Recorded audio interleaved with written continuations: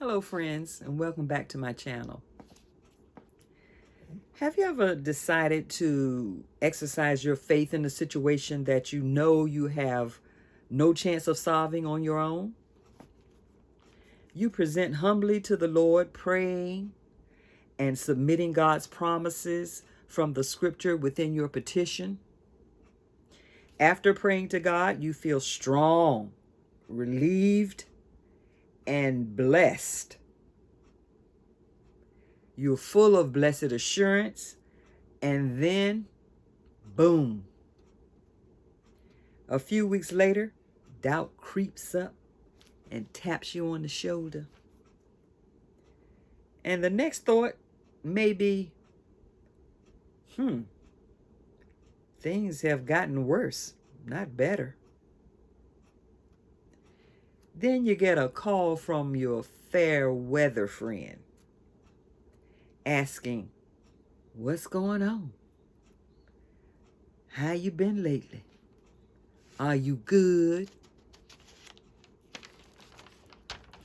And then it happens.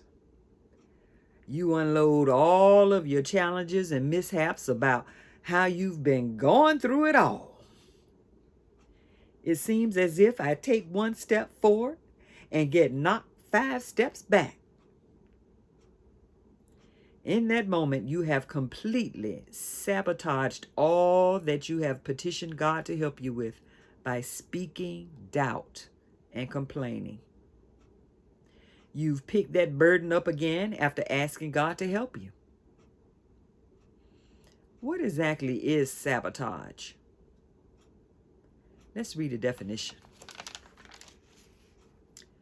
Sabotage is the act of intentionally preventing the success of a plan or action.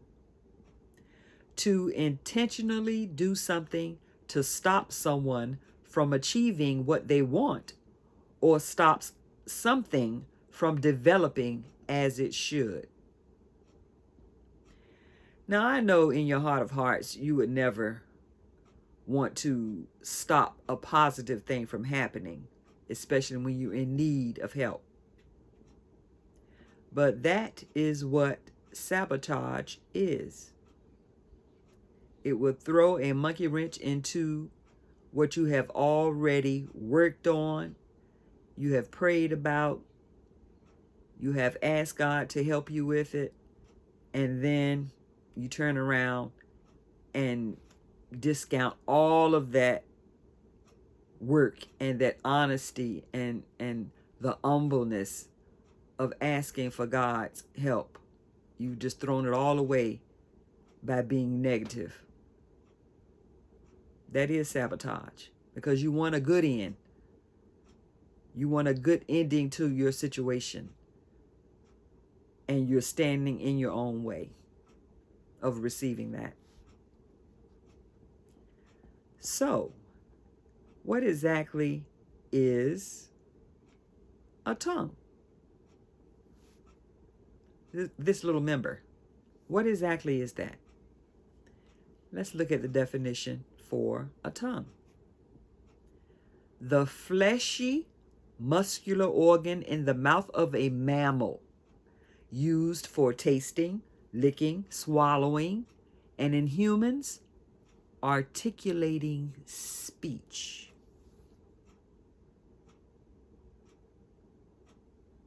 We have that power. We are the highest mammal, so we have articulation of speech. But that can get you in a lot of trouble, because sometimes your mind would think faster than it should, and then it comes pouring out of the lips, pouring from your tongue. Negativity, doubtful thoughts, things that will demolish what you're trying to build in your faith. So that tongue can be an enemy. That tongue can actually be a weapon of mass destruction to your plans, to your outcome. It's very important for you to watch what your tongue says, speaks into existence. You have to be careful about that, because it can be a destroying instrument. A destroying instrument.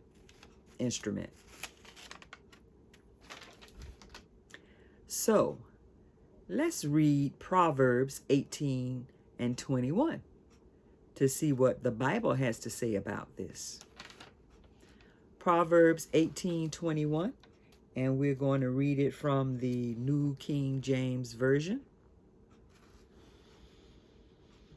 Death and life are in the power of the tongue, and those who love it will eat its fruit.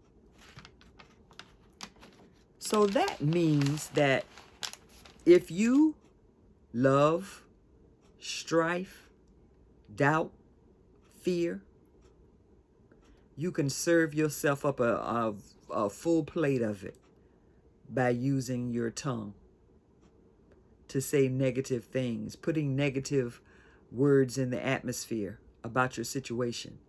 And mind you, it's a situation you've already asked for help from God about. You've asked him to help you about that situation that you can't do anything about. You can't control the outcome. So you're seeking his help. And then you're going to turn around and speak negatively about it. And that slows everything down. Sometimes it will even cancel out the outcome that you wished to have. So what we need to do, saints, we need to let this rudder in our mouths be quiet, first of all. Turn our ships of sabotage around and get on the right track. If you ask God to help you and doubt tries to step in, don't open the door. Because all doubt needs is a minute. And he'll overstay his welcome every time. When your fair weather friend calls you up and say, "What's going on? Are you good?"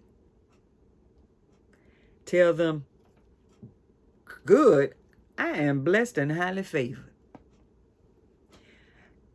I have challenges, yes, but I've turned them over to the Lord, and he's working them out in my favor.